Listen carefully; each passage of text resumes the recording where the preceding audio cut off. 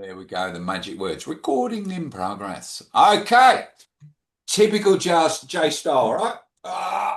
Over the last 30 seconds, I'm going to go, what am I going to teach on education today? Luckily, I can talk underwater with a mouthful of marbles. So, what I want to go through today, it's a bit of a plug as well, my new book, Streamline for Success, the ADD Method. All right. Not ADD is what Johnny deals with. All right. Even though, fun fact, everybody knows how much I love my systems. There's a reason for that. I'm ADD, but I was ADD before they even had a label for it. I was one of those problem children. You know, you got the school reports saying fidgets too much, can't concentrate, will excel if they could actually concentrate. That was me. I'd always pass my exams, but I was an ass in school, right? I was back in the 70s called a problem child for doing that, right? Um, when my children ended up being the same, my youngest son was worse than me. We were fortunate enough to be living at Westmead. And Westmead is where Dr. Christopher Green was. He was the forefront in ADD research in Australia. And they turned around and he's got ADD. And they made us sit in a room. All right. Now, you probably want this is a backstory as to the book I'm going to talk about, right? But they made us sit in a room.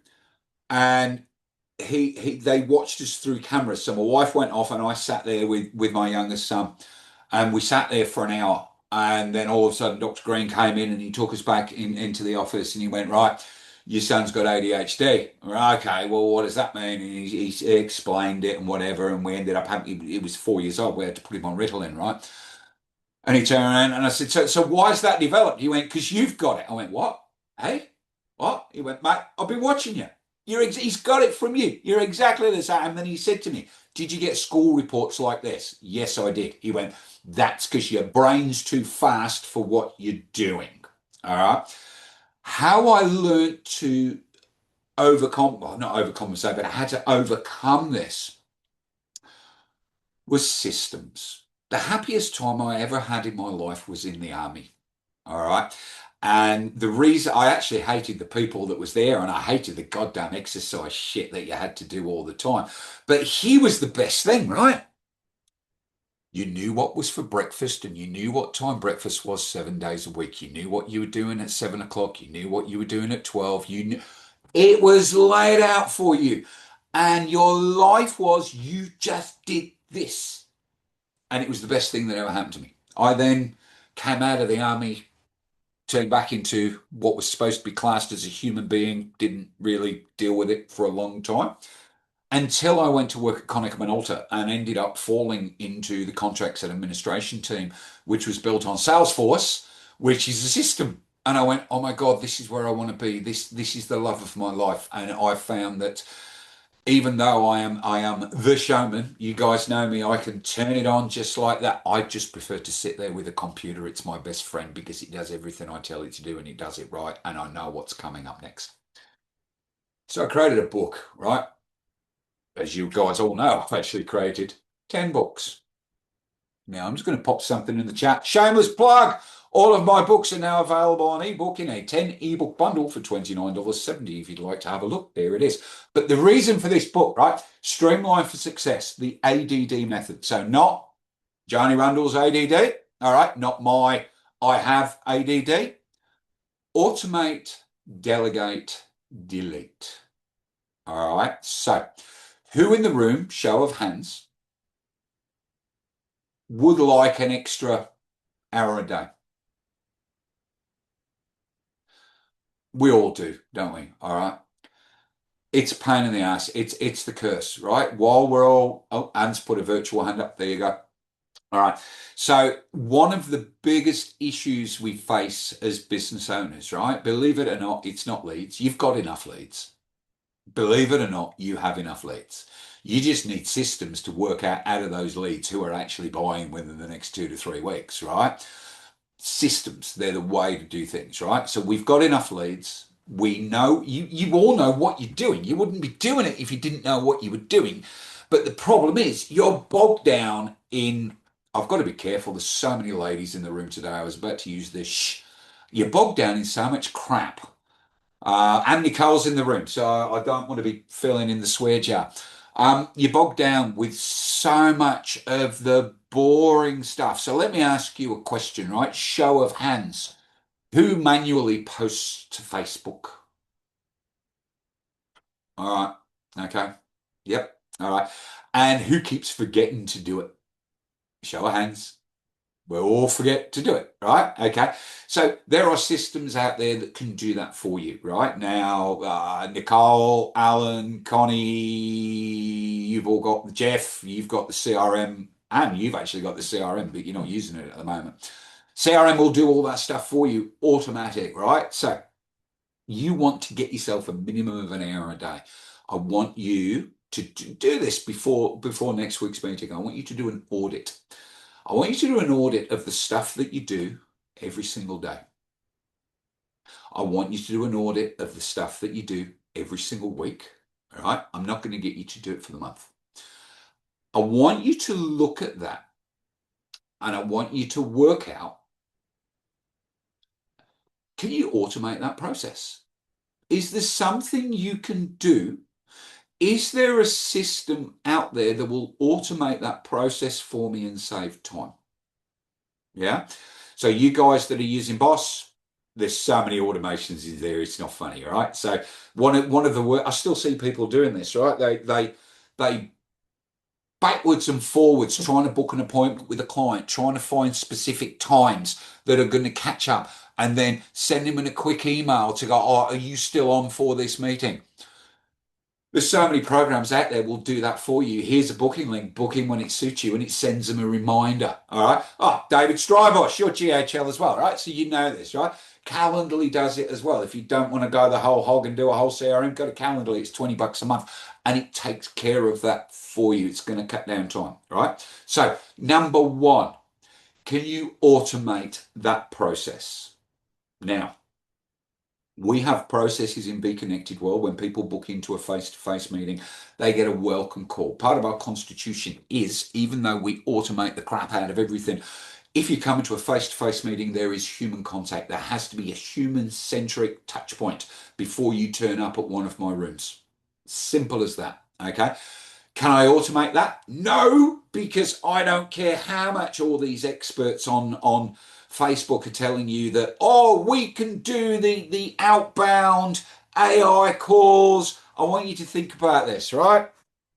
When you ring the bank, I've got to be careful looking around the room. When you ring the bank and a Filipino or an Indian answers the phone, you go, oh, shit. All right. And we do. We can't help it, right? Because we know there's a language barrier there and it's going to take a little bit more explaining, right? It's the Australian way. We all do it, right? The job will get done. It'll probably take a little bit longer. You think about what your shoulders are going to be like if a robot answers the goddamn phone, right? They hate it. We can't stand it. So you have to have human-centric points. So if you can't automate, can you delegate it? Is there somebody on your team, or is there a business out there, a VA service that can answer your phones for you, that can do follow-up calls? So we have two people in Be Connected World that do this for us. So if somebody books into a face-to-face meeting as a visitor, they get a welcome call from Sabrina. Sabrina, then that you still get all the emails and all that sort of stuff, but Sabrina does that human touch point. And the feedback we get from that is phenomenal. We didn't expect anybody to actually give us a call. We just thought, well, we're going to get an email. And they love it. It's great. So you've got to have that human. The second person's Kathy Rimmer. So Kathy Rimmer, if you actually join us as a member, will actually do onboarding with you. So we've got those human-centric touch points. Okay. So if you can't automate it, can you delegate it? If you can't automate it or you can't delegate it, your next question you ask yourself, what would happen if this didn't get done? Is it really that important? And if it's not, delete it. Don't do it. Find another way of doing it that can be automated or can be delegated. Yeah. I was actually having a conversation with Alan prior to you guys. We were watching you all come into the waiting room, and it was me, guys. I'm going, nah, they're not coming until 1:15, right? Conversation along with Alan. I have this conversation week in, week out with Jeff. The importance of having processes to free up your time. I'm in a situation now.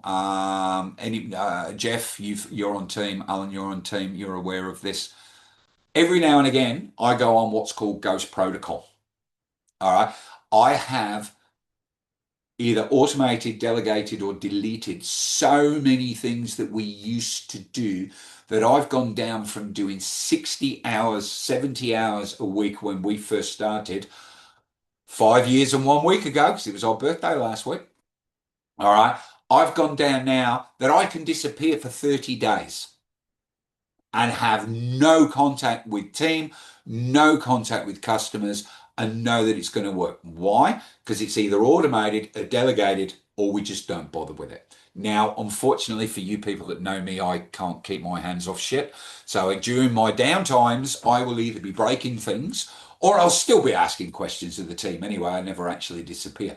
But if I was to, and this was a conversation I was having with Alan, if I was to go, okay, I'm going to let this business run itself, 300 members, 100 members using the CRM, we send out over 1,000 social media posts a month across our channels. I have 10 blogs go up a month across my channels. We have the podcast, we have the direct. To run the whole organization, I could do it in an hour a day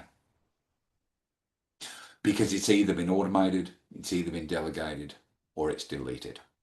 So, your homework for this week, guys, it feels like I'm doing a masterclass, but I'd like everybody to do this. Please audit what you do.